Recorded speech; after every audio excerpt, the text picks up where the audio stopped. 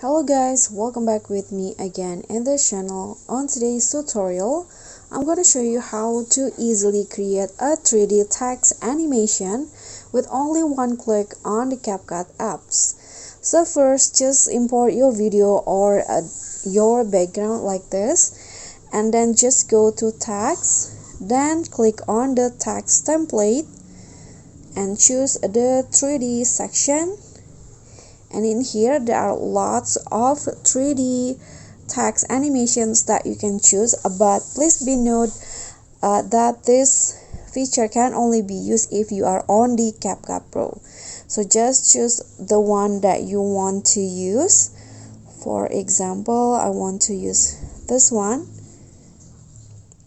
Click on the text template, then just double click on the text to change it to the one you want. Okay.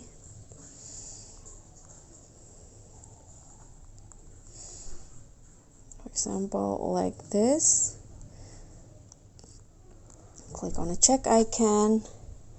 Then you can just resize it to your liking. Or you can also position it to your liking, and that's it. This will be the final result. Okay guys, so that's all from me. Thank you so much for watching.